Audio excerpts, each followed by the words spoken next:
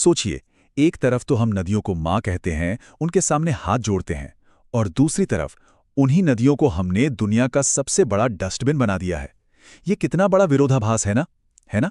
और यही विरोधाभास हमारी नदियों का स्लो मर्डर कर रहा है। आइए समझते हैं कैसे। एक सवाल है, क्या कोई भी जानबूझकर अपने ही पीने के पानी में जहर मिलाएगा? मतलब मंदिर से लाए पवित्र फूल, उसमें लेड और आर्सेनिक जैसा जहर मिलाया और फिर उसे अपने ही पीने के पानी में घोलकर पी लिया। सुनने में ही पागलपन लगता है ना? पर चौंकाने वाली बात यह है कि हम सब मिलकर एक देश के तौर पर हर रोज बिल्कुल यही काम कर रहे हैं। ये सिर्फ एक कल्पना नहीं, ये हकीकत है। और ये जहर, ये हमारी पूजा के फूलों से शुरू होकर घूम फिरकर हमारी डिनर प्लेट तक पहुंच रहा है। तो चलिए इस पूरी प्रक्रिया को थोड़ा ब्रेक डाउन करके देखते हैं। आखिर कैसे हमारी आस्था और श्रद्धा से जुड़ी चीजें ही हमारी नदियों के लिए एक धीमा जहर बन जाती हैं। सबसे पहले बात करते हैं सिर्फ फूलों की। अंदाजा है कितना? हर साल 80 लाख मीट्रिक टन फूल नदियों में बहाए जाते हैं। 80 लाख! इसको ऐसे समझिए, अगर इन सभी फूलों को ट्रकों में भर दिया जाए तो दिल्ली से मुंबई तक सिर्फ ट्रकों की ही लाइन लग जाएगी। इतना ज्यादा। अब यहाँ एक बहुत ज़रूरी बात है, ये फूल कोई ऑर्गेनिक नहीं होते, ये केमिकल फार्मिंग से आते हैं। तो होता क्या है कि जब ये कीटनाशक वाले फूल पानी में सड़ते हैं तो उन्हें खाने के लिए बैक्टीरिया की फौज आ जाती है। ये बैक्टीरिया इतनी तेजी से बढ़ते हैं कि पानी की सारी ऑक्सीजन खींच लेते हैं। फिर ऊपर एक मोटी काई की परत जम जाती है जो सूरज की रोशनी को अंदर जाने ही नहीं देती। नतीजा, पानी के अंदर मछलियां और दूसरे जीव जंतु, उनका दम घुटने लगता है और वो मरने लगते हैं। मतलब एक जीता जागता इकोसिस्टम एक डेड जोन में बदल जाता है। और रुकिए, ये तो सिर्फ फूलों की कहानी थी। मूर्ति विसर्जन का स्केल तो इससे भी कहीं ज्यादा बड़ा है। देखिए, आजकल ज्यादातर मूर्तियां प्लास्टर ऑफ पेरिस से बनती हैं, जो पानी में कभी घुलता ही नहीं। और उनको चमकीला बनाने के लिए जो पेंट यूज होता है, उसमें होता है पारा और लेड। ये वो जहरीले केमिकल हैं जो सीधे दिमाग पर असर करते हैं। और तो और क्रोमियम जैसे केमिकल भी होते हैं जिनसे कैंसर हो सकता है। तो एक तरह से हम लिक्विड कैंसर को सीधे अपने पीने के पानी के सोर्स में घोल रहे हैं। और ये पैटर्न आपको हर जगह दिखेगा।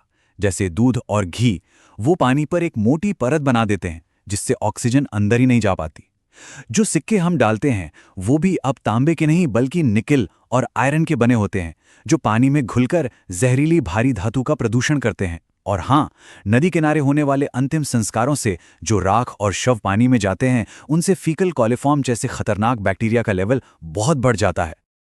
लेकिन एक मिनट रुकिए, अब तक हमने जो कुछ भी डिस्कस किया, फूल, मूर्तियां, दूध, सिक्के, ये सब इस बहुत बड़ी समस्या का सच कहूं तो सिर्फ एक छोटा सा हिस्सा है। असली विलन, सबसे बड़ा विलन तो कोई और ही है जो हमारी नजरों से छिपा हुआ है। तो ये अनदेखा विलन कौन है? आंकड़े आपको चौंका देंगे। हमारी नदियों में जो 70% प्रदूषण है, 70%, वो आता है हमारे शहरों के गटर से, बिना ट्रीट किया हुआ सीवेज। इंडस्ट्रियल वेस्ट का हिस्सा है 20%, और जो धार्मिक प्रसाद और दूसरी चीजें हैं वो सिर्फ 10% के लिए जिम्मेदार हैं।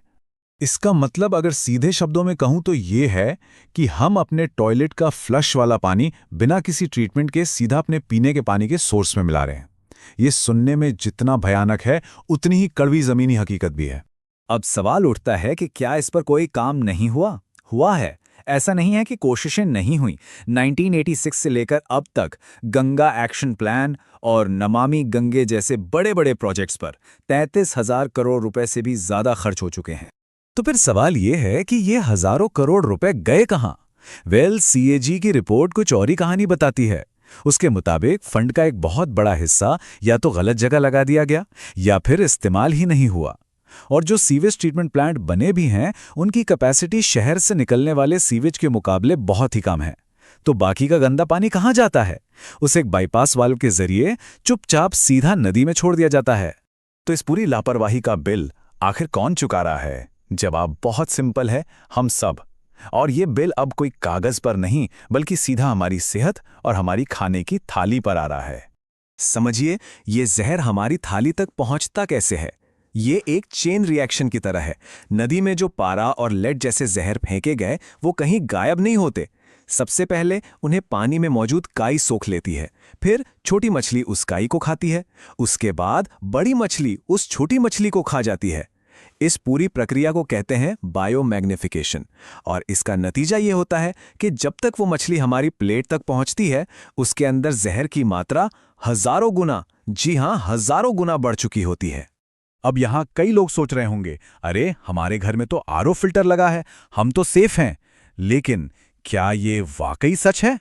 हकीकत यह है कि ज्यादातर घरेलू आरओ फिल्टर पानी में घुली हुई भारी धातुओं जैसे कि पारा और लेड को पूरी तरह से नहीं हटा पाते, नहीं कर सकते वो। तो ये जहर बिना हमें पता चले चुपचाप हमारे शरीर के अंदर पहुंच रहा है। और इसकी जो मानवीय कीमत हम चुका रहे हैं वो बहुत भयानक है। आंकड़े देखिए, हर साल लगभग 3.77 करोड़ भारतीय पानी से होने वाली बीमारियों का शिकार होते हैं। और जो सबसे दर्दनाक बात है वो ये कि हर साल 1 लाख से ज्यादा बच्चे डायरिया जैसी बीमारियों से मर जाते हैं, ऐसी बीमारियां जिन्हें बहुत आसानी से रोका जा सकता था।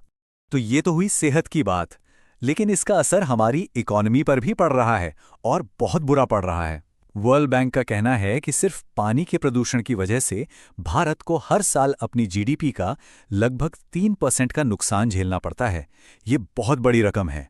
तो क्या इसका मतलब ये है कि अब कुछ नहीं हो सकता, कि उम्मीद खत्म हो चुकी है? नहीं, बिल्कुल नहीं। स्थिति गंभीर जरूर है, लेकिन उम्मीद अभी बाकी है। और रास्ता भी है। रास्ता यह है कि हम अपनी आस्था को पर्यावरण का दुश्मन नहीं, बल्कि उसका सबसे अच्छा दोस्त बना लें।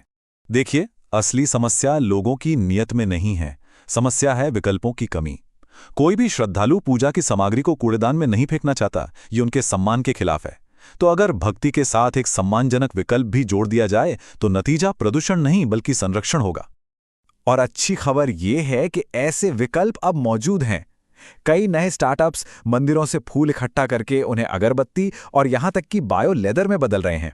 प्लास्टर ऑफ पेरिस की जगह इको फ्रेंडली मिट्टी की मूर्तियां इस्तेमाल की जा सकती हैं। विसर्जन के लिए बड़े बड़े आर्टिफिशियल तालाब बनाए जा सकते हैं। दूध और घी को नदी में बहाने की बजाय जरूरतमंदों को दान किया जा सकता है, और सिक्के वो सीधे मंदिर के दान पात्र में जा सकते हैं।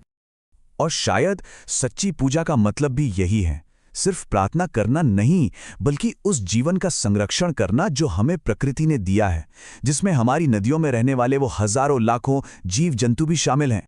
तो बात घूम फिर कर वहीं आ जाती है। एक सच है जिसे हमें स्वीकार करना ही होगा। मां और डस्टबिन, ये 2 शब्द कभी एक साथ नहीं आ सकते। हमें चुनना होगा कि हमारी नदियां हमारे लिए क्या हैं। और शायद सबसे बड़ी पूजा या सबसे बड़ी प्रार्थना यही है कि हम इन जीवन देने वाली धाराओं को बस बहने दें, उन्हें पूरी तरह से अछूता छोड़ दें। क्या इससे बड़ी कोई श्रद्धा हो सकती है? जरा सोचिए।